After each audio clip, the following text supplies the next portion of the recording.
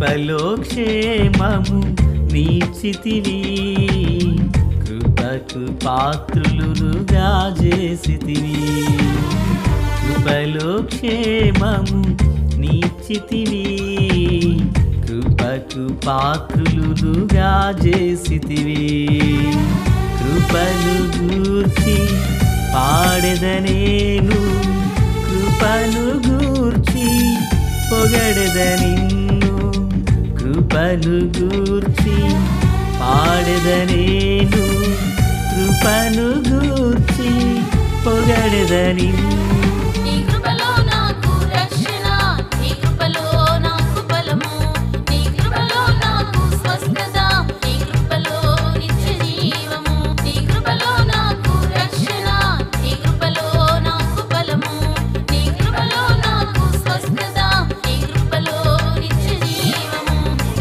కృపలో క్షేమము నీచితివి, కృపకు పాత్రులుగా చేసితివి.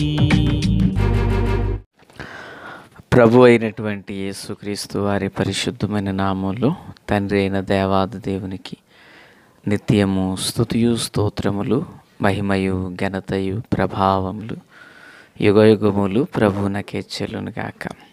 ఆత్మీయులారా, బాగున్నారు కదా? మరో పర్యాయం మనం ఇలాగన కలిసి దేవుని దైవవాక్యమును ధ్యానం చేటుకు గాను మహాదేవుడు మనకు అనుగ్రహించిన ఈ గొప్ప తరుణాన్ని బట్టి మనము ప్రభువుని ఎంతగానో స్తుతించబద్దులమనై ఉన్నాము. దయగలిగిన ఆయన ఆత్మచేత సమభూమి గల దేశమున ప్రభువు మనలను నడిపించునుగాక. ఆమేన్. నేటి దిన వాక్య ధ్యానమై నిర్గమాకాండము 22వ అధ్యాయం, మన్నించండి 23వ అధ్యాయం 1 నుండి 7 వరకున్న వచనాలను మనము ధ్యానం చేయబోతున్నాం. 7వ వచనం, అబద్ధమునకు దూరముగా నుండుము. ప్రార్థన. తండ్రి దేవా స్తోత్రాలు, వాక్యం చేత మాతో మాట్లాడండి, మమ్మును బలపరచండి. మీ హృదయంలో మేము ఏమై ఉన్నామో, మా పట్ల మీరు ఏ ఉన్నతమైన ఉద్దేశాన్ని కలిగి ఉన్నారో ఆ దైవిక సంకల్పమును వెల్లడిపరచమని ప్రార్థిస్తున్నాం. మీరు ఆకడ కొరకు, రాజ్యం కొరకు నన్ను మమ్మల్ని అందరినీ సిద్ధం చేయమని యేసయ్య మహోన్నతమైన నామంలోనికి ప్రార్థించిన మనవులన్నీ పొందియున్నామని నమ్ముచున్నాము మా పరమ తండ్రి. ఆమేన్. ప్రియులారా, బాగున్నారు కదూ? ఈ వచనంలో అబద్ధమునకు దూరముగా నుండుము అని దేవాది దేవుడు మరి నిర్గమాకాండమందు ధర్మశాస్త్రాన్ని అనుగ్రహించినప్పుడు మోషే యొక్క 40 దినముల ఉపవాస ప్రార్థనలో ఈ విషయాలు తెలియపరుస్తూ వచ్చారు. అయితే సజీవుడైన పరిశుద్ధునికి మనుషుడు ఎంత దగ్గరగా ఉండాలి, లోకములో ఉన్న వాటికి ఎంత దూరంగా ఉండాలి, వేటిని సంరక్షించాలి, వేటిని తుడిచిపెట్టాలి. కనాను దేశానికి వెళుచున్న వీరు అన్యులలో నుండి వెళుచున్నారు గనక అక్కడ విధి విధానాలు ఎలాగనుసరించి జీవించాలనేది భౌతిక, నైతిక, ఆత్మీయ విలువలు ప్రభువు వారికి బోధిస్తూ వచ్చారు. ఇప్పుడు దేనికి వీళ్ళు దూరంగా ఉండాలి వాగ్దాన దేశంలో అంటే ప్రభు చెప్పుచున్నారు, అబద్ధమునకు దూరముగా ఉండుము అన్నారు. ఈ రోజుల్లో మరి కొందరు అనేకమైన వాటికి కొందరు మనుషులకు దూరంగా ఉంటూ ఉంటారు. చూడండి, ఇప్పుడు రాజకీయ నాయకుల గురించి మనం వార్తలు విన్నప్పుడు పలానా వ్యక్తి, పలానా నాయకుడు పలానా కార్యక్రమాలకు దూరంగా ఉన్నాడు అంటుంటారు కదా. కొందరు తల్లిదండ్రులకు దూరంగా ఉండే వాళ్ళు ఉన్నారు, కొందరు భార్యకు, కొందరు భర్తకు, కొందరు వారు పనిచేసే కంపెనీలకి, ఇలాగా కొన్ని వాటికి దూరంగా ఆయా రీతులను బట్టి, కారణాలను బట్టి ఉంటూ ఉంటారు. సో ఏదో ఒక రీజన్ చూపించి వాటికి దూరంగా ఉంటుంటారు. అయితే అసలు మనం ఒక మనుష్యుడు దైనందిన జీవితంలో దేనికి దూరంగా ఉండాలి? చూడండి, మనం చదువుకున్నప్పుడు ప్లస్ అని, మైనస్ అని, ఇంటూ అని ఇలాగ కొన్ని లెక్కలను మనం డివైడెడ్ బై ఇలా కొన్ని చూస్తుంటాం. అంటే కొన్ని కలుపుకోవాలి, కొన్ని తీసేసుకోవాలి. అయితే ఈ భాగంలో ఒక మనుషుడు తన ఆధ్యాత్మిక జీవితంలో వేటికి దూరంగా ఉండాలి,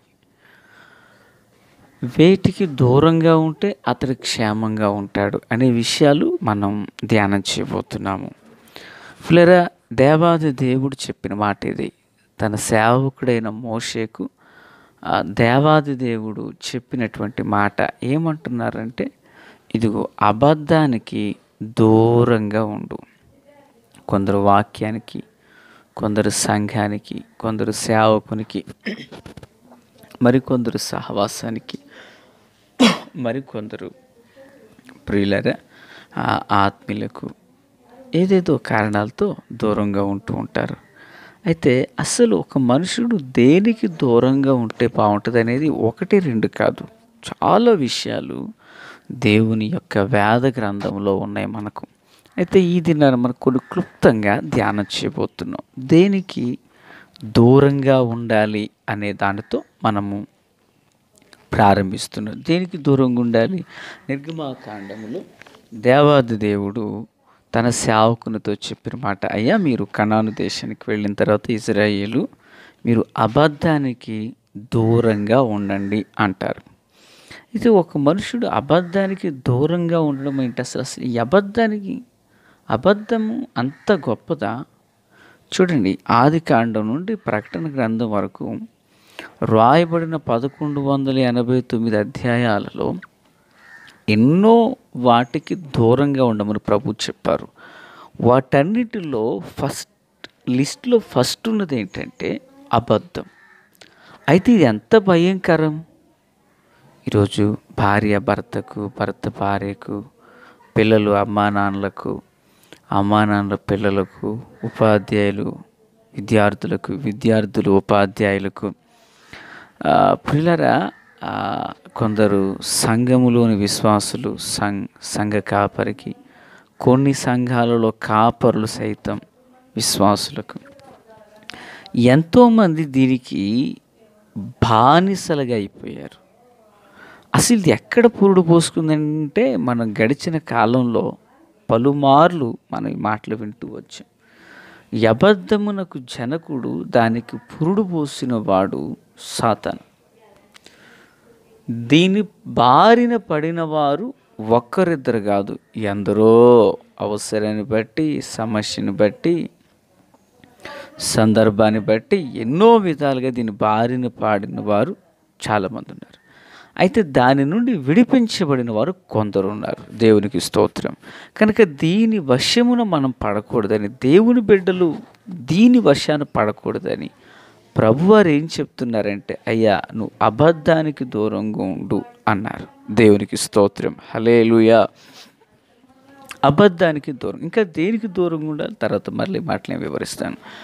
దుర్మార్గమునకు దూరంగా ఉండాలంట.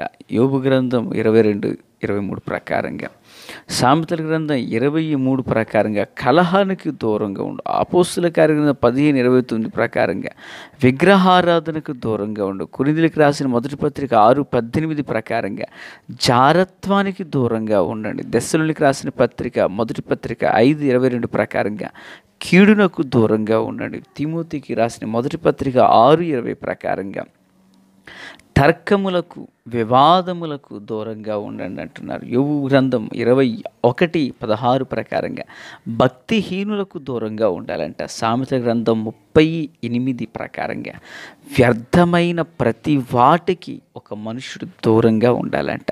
పిల్లరా, వీటికి దూరంగా ఉంటే ఒక మనుషుడు కనాను దేశంలో క్షేమాన్ని పొందుతాడు అంటూ ప్రభువారు ఈ లిస్టులో ఫస్ట్గా అబద్ధాన్ని గురించి చెప్పి, నాన్న వీటికి మీరు దూరంగా ఉండండి, మీరు దేదీప్యమానమైన జీవితాన్ని జీవిస్తూ దేవుని సన్నిధిలో మీరు ప్రకాశిస్తారంటూ చెప్పారు. పిల్లరా, ఈ అబద్ధం అనేది మనం చెప్పుకున్నాం కదా, దీనికి పురుడు పోసిన వాడు సాతానుడు. వాడి నుండే ఇది స్టార్ట్ అయింది. ఇది దేవుడు చేయలేదు, దీన్ని దేవుడు సృష్టించలేదు. ఇది సాతానుడు అబద్ధమును చెప్పి అబద్ధమును పలికి అబద్ధమును జరిగించుటకు మనిషిని ప్రేరేపించాడు. దీని ద్వారిన పడిన వారు, అభిషక్తులైన వారు కూడా పడ్డారు. వారు దాని వశాన్ని పడి నలిగిపోయిన వారే. అయితే తర్వాత వారు దాన్ని ఒప్పుకుని విడిచిపెట్టి వాటికి దూరస్తులై జీవించారు. దేవునికి స్తోత్రం. అయితే పిల్లరా, దీని యొక్క ప్రభావము ఎంత భయంకరంగా ఉన్నదంటే, మరి ఆది సంఘంలో మనం చూసినప్పుడు అననీయ, సఫీరా అనబడిన వారిని చూస్తాం. ఇంకంతకన్నా భయంకరమైనటువంటి అబద్ధపు సత్యములు చెప్పిన వారు మరో జంట లేరనే చెప్పుకోవచ్చు. మరి ఆది సంఘములో చేర్చబడినటువంటి సంఘము ఈ సంఘములో ఉన్న విశ్వాసులు వీళ్ళు. ప్రియులారా, ఆది సంఘములో ఉండిన విశ్వాసులు అందరూ అపోస్తులుల పాదాల దగ్గర తమ తమ చరస్థిరాస్తులను పెట్టి ఆత్మల సంపాదన కొరకు ఈ పరిచర్య జరిగించినట్టు వారిని ప్రోత్సాహపరుస్తున్న ఆ సమయంలో వీరు అబద్ధాన్ని చెప్పి సంఘంలో భయం పుట్టడానికి వీళ్ళు కారకులయ్యారు. పిల్లరా, వారు వారాస్తి విషయంలోనే అబద్ధాలు చెప్పారు. కానీ దాని యొక్క ఫలితం వారికి అంత నష్టం చేసి, అది సంఘానికి నష్టం చేయలేదు సుమి.